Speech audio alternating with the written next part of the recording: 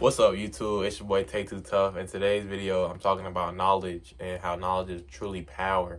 So, with knowledge is like you learn something and now you have it to use as an advantage. So it's like knowing something before, not even necessarily your competition, but just having the information and being able to act on the information is like it truly can put you steps ahead.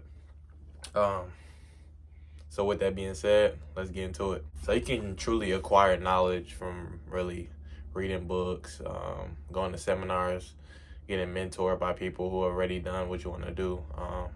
A lot of the knowledge that I've gained from the past few years where I've honestly just been seeking out knowledge on how to become the best version of myself is through books. I have mentors as well. Books, mentors, let me think. I think that's really about it. Books and mentors. There's not really anything else that I can think of. Mentors can also be on YouTube. I watch a lot of YouTube videos, but I have also people in person that I know that I can talk to on a day to day, whether it's on the phone or in person, that can help me and give me the knowledge that I need to get past maybe an obstacle or a thought that I may have and I don't know how to put it into action. So that's really like what knowledge can do for you. It can get you past that next level that you need to get in life, because what you don't know you can't do. um, but if you know how to do it, or if you know what steps to take, it's easier to get there without having to really run into a wall hella times and keep messing up basically, and you not getting the answer, and it takes a while. But if you would have had that answer and you would have had that knowledge already, it's like you would get there way faster. So with that, I have a bunch of books like right next to me. You can't really see it, but it's basically all the books that I've read, and I'm gonna talk about all the different lessons that they taught me really quick. I'll probably pick up like 5 of them and just go over like the different lessons and how you can use those lessons as well. So let's do it. For the first book is Rich Dad Poor Dad. This is a really good book. Honestly, for anybody that really doesn't know about financial literacy, if you have no idea about credit, you have no idea about saving, real estate, things of that nature, this is a great book to really like. It shows you like a different thought process of money that you may not have thought about before. A lot of people think, oh, I'm gonna get this money, I'm gonna get this big house. They don't think about buying assets first. So that's why Rich Dad Poor Dad is a good one. A lot of people don't think, oh, let me leverage my credit so I can get into this real estate building and I can rent it out. And now I have income coming in from this building, and then I can use it to buy this car, or then I can use it to invest in, I mean, not even necessarily invest, but get like depreciating assets like cars, houses, the little toys that you want, whatever you may like. But you want to have money, like assets that can pay for that. So you're not just spending all your hard-earned money from your work or your business, because then that's how you go broke, just by spending the money and it's not making you money. So that's basically Rich Dad Poor Dad. The next book we got is The Slight Edge, and The Slight Edge is basically about doing the consistent habits daily and doing what you need to do daily so you're improving every day, and over time, over years, that compounds. So every year you're getting better, every decade you're getting better, because it just keeps compounding on top of each other every year. So that's basically The Slight Edge, because everybody's not thinking about, oh, let me get better today.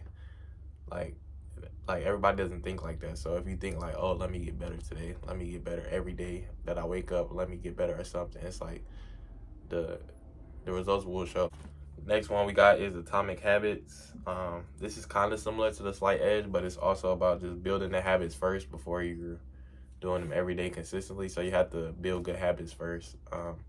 I forgot what the number of days is, but I think it might have been like 20 something days for you to form, like for something to become a habit. So that could be either good or bad, but the book really talks about like doing good habits and doing them daily so they become a part of your routine. And then after that, it just keeps snowballing because you're so used to doing it. Like you're not even thinking about what you're doing, you're just doing it and it's working. This next one is called The Purpose Driven Life. I actually found this at work in the office, and I picked it up, and I actually haven't read it, but I would assume that the book is about having a purpose in life. So I actually do have to read this. It says right here, it says, "What on earth am I here for?" You guys can't see it, but that's what it says right there. So I would assume, like, basically, what are you on earth for? Like, what is your reasoning for living? What is your purpose in life? What do you, like, what do you want to, I'm trying to think of the word. What do you want to add to the world? What do you want to show people that you can do and add value to the world?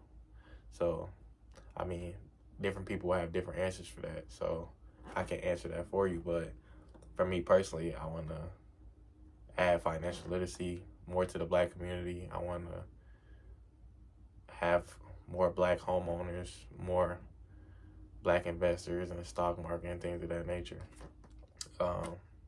That's what I want to add to the world. How will I do that? I first have to do it myself. So that's why I'm investing. I'm building my credit.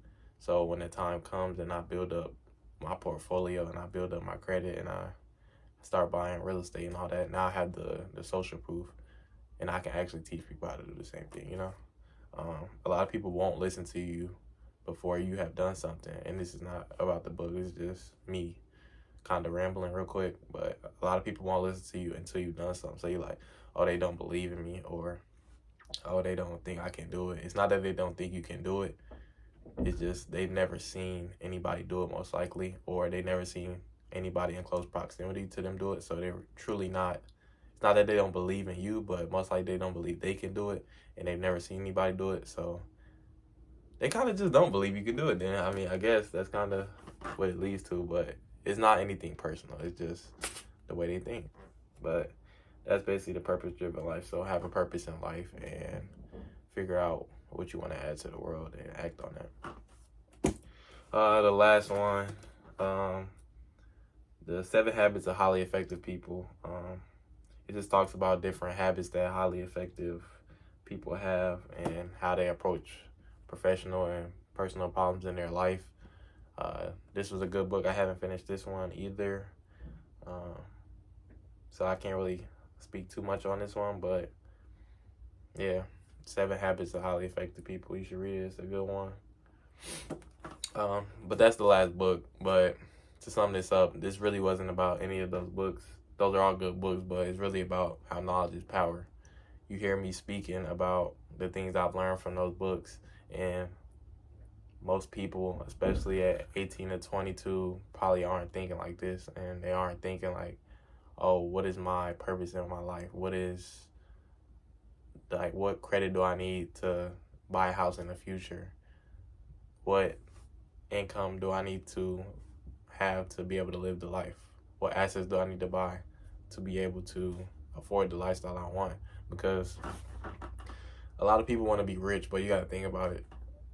There aren't that many jobs out there paying $1 million, and there aren't that many businesses out there paying, well, that you can make $1 million. So you have to truly game plan your way if you want true money. Like, it's easy to make 100K. It's easy to even probably make 200K if you go to school for the amount of time for that. But once you start getting to 500K and above, unless you're like a doctor and like one of those really specialized doctors, you got to truly game plan your way there, because you need assets for sure. You need to probably own real estate. You need to probably have a stock portfolio paying you dividends. You need to probably have a good business that you're running with systems in place. So all of that comes from the different questions you ask yourself. What is my purpose?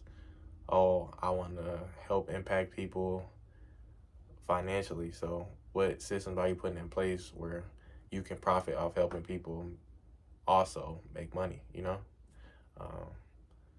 Like, what habits do I have to put in place to get there? You know? Like, it's not really that hard, but it just shows that reading these books can actually change your mindset to make you think about stuff like that. So that's why knowledge is power, and continue just improving your knowledge on everything in life that you can that actually is worth knowing, not being on the media. What is so-and-so doing? What are they doing? What are they wearing? What car are they driving? What car are you driving? What are you doing with your life? and that's really the most important. So yeah, I'll catch y'all in the next video. Peace.